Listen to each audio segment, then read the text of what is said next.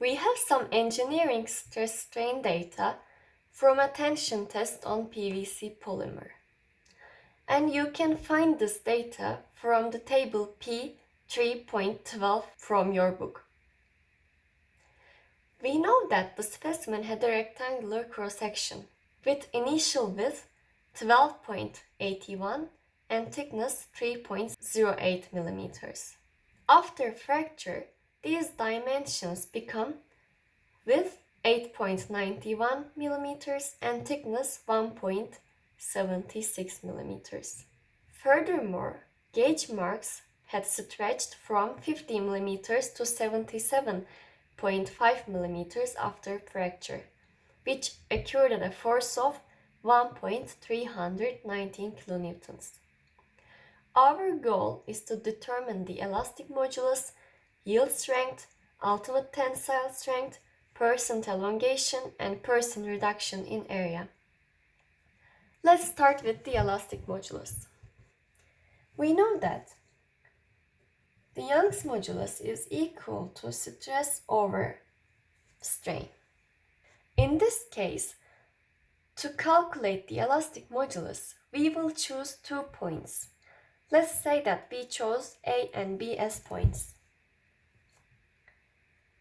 So we can say that sigma at A minus sigma at B over strain at A minus strain at B will be equal to the elastic modulus. In this case, I chose points A, which is 0.00328, 11.57, and B as 0.0. In real life, I wouldn't recommend you to choose 0 as a point, because in real case problems, the stress strain curve usually doesn't start from 0. But in this case, since 0 is given in the table, I will use it to find an approximate Young's modulus value. When we substitute, we will get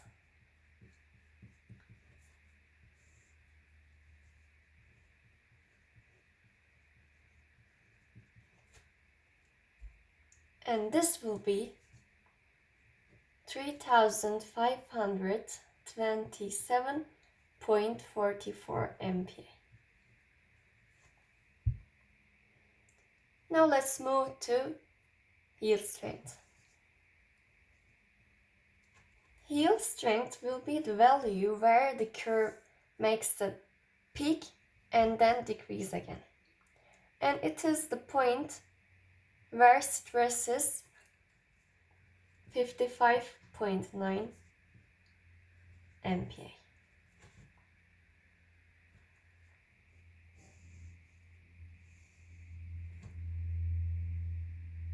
Also, we can highlight the Young's modulus.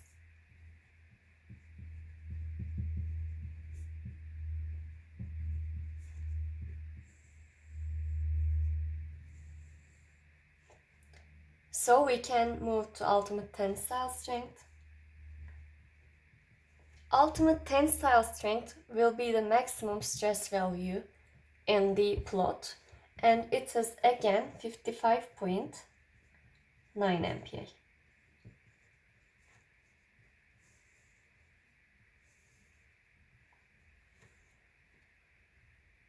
Now we can calculate the percent elongation. To calculate the percent elongation, we have the formula epsilon PF is equal to the final length minus initial length over the initial length. And we know that the final length is 77.5 millimeters. And the initial length was 50 millimeters. And again over 50 millimeters. This will give 0.55. So that the percent elongation becomes 55%.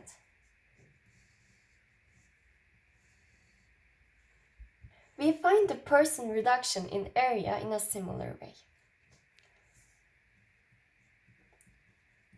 Percent reduction in area is equal to 100 times the initial area minus the final area over the initial area.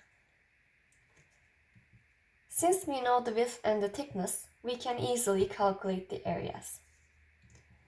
It will be 100 times 12.81 times 3.08, this is the initial length, minus 8.91 times 1.76 over, again, 12.81 times 3.08. And we will obtain percent reduction in area is equal to 60.25%.